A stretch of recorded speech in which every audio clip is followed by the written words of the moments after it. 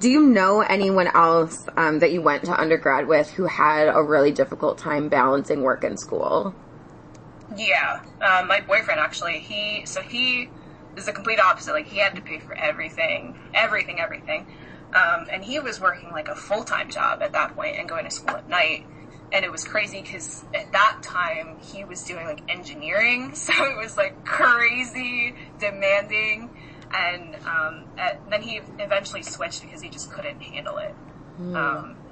So it was interesting, too. Like, that definitely played a big role because, you know, I had this leeway. And, you know, my boyfriend was working crazy hours and going to school and then doing work at the same time. And also my best friend, again, she had to pay for everything on her own. And she had the issues like home security and like safety and stuff like that. And, you know, they were struggling. And I just like, a part of me just felt like guilty because I was like, oh my God, like I have all this like leeway and like my friends and my boyfriend are like struggling. Like it was crazy. Wait. So your boyfriend actually ended up changing majors because he had to continue working to pay for the schooling that he was getting? Yeah, and also, like, I just don't think he, like, wanted to do engineering at this point. Like, I think school and stuff were just so crazy, and I think he just didn't want to do engineering, too, because it was too hard for him. Okay. So he's like, I don't think this is going to be it. So he switched to business instead. All right. Yeah. All right. Is he at Rutgers Camden by chance? He was at Rutgers Camden, yeah. He graduated. Oh, okay. He graduated 2019 fall. Yeah. Oh, yay. Okay. Congrats to both of you. I'm actually gonna pause because I really have to pee. Okay. So I'll be back in just a minute. If you need a break, take it. Yeah.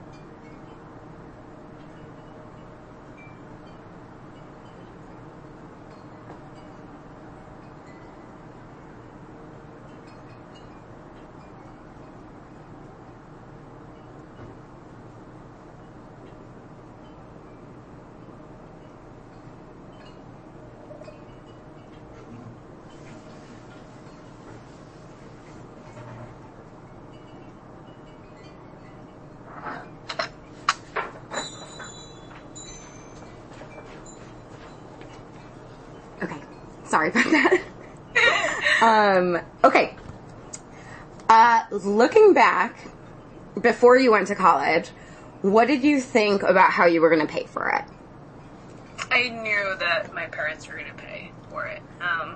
Yeah, at that point I was like set that that's just how it was going to be. Okay. And did you know, like, had they been saving, like, your whole life to do that? Was that kind of the plan all along? Okay. Yeah.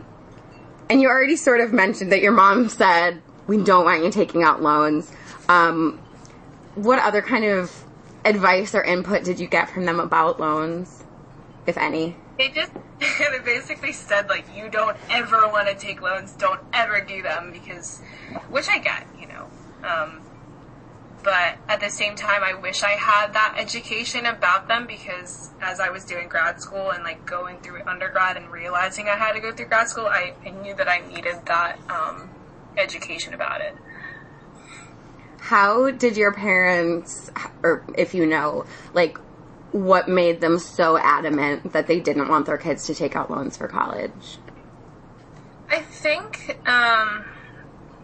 part of it was they knew they felt like they had the responsibility to pay for their students. I mean, for their kids for college. I think a lot of it had to do with their personal beliefs growing up. Like, they just didn't have the money to be able to provide that. You know, their parents didn't have the money to be able to provide school. So I think it was a lot of, like, pride and, like a signifier for being successful and able to do this, to do that. So I think it was a personal thing for them too.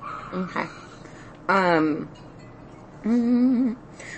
When you were considering where to go, you mentioned like Rutgers Camden being a really smart financial option.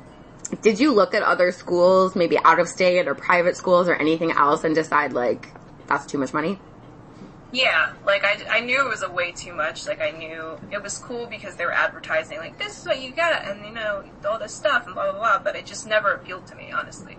Yeah. I think just dorming itself just never appealed to me in general. So I just felt like the most simple way, the cheapest, the most affordable way, like is the best way to go. Okay, that's actually our next question is about the college experience. So when you hear that phrase, like what does that mean to you? The college experience. I think it's just a combination of your coursework, like how you felt like you got educated in your field, or I think also just having the supplemental things like extracurriculars, like availability for like counseling services, stuff like that, professional development too. And then I think, what was the thing that I was going to say? Also, I think the college experience too, certain things that, that they were putting forth, like, that they were, I'm trying to say this.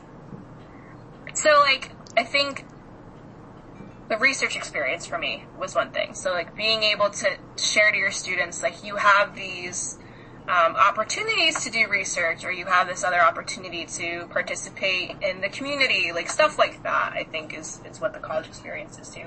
And then, obviously, I think when we're talking about it, like, partying and, like, having social life and friends and doing all this other stuff, that's all in it, too. That's what I think college experience is.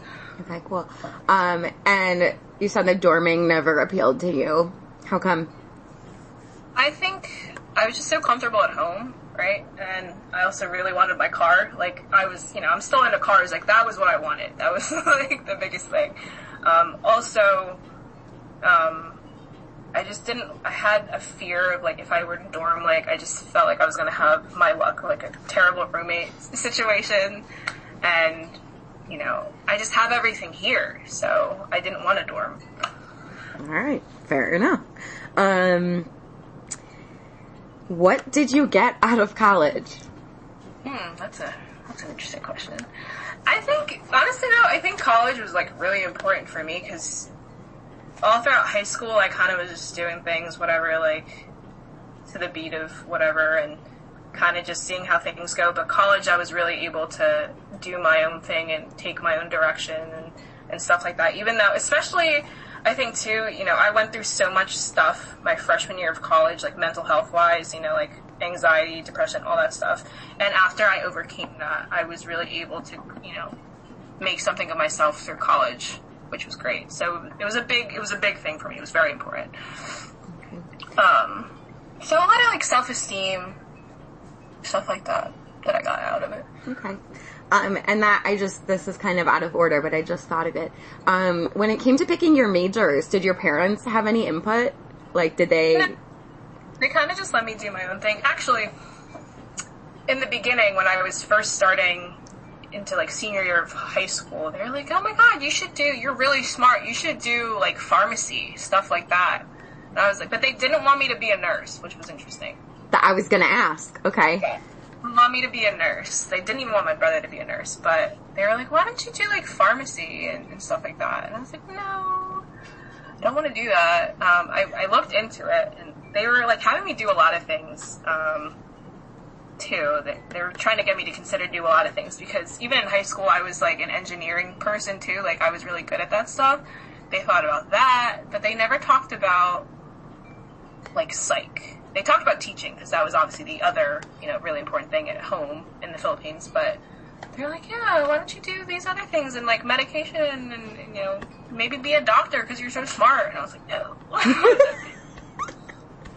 So what did they think when you came home and you were like, I'm going to double major in psych and probably something you've never heard of, childhood studies? Were they like, They didn't understand. They really did. I think, again, just personally in the Philippines, like, it's very linear. Like, you're going to be a teacher.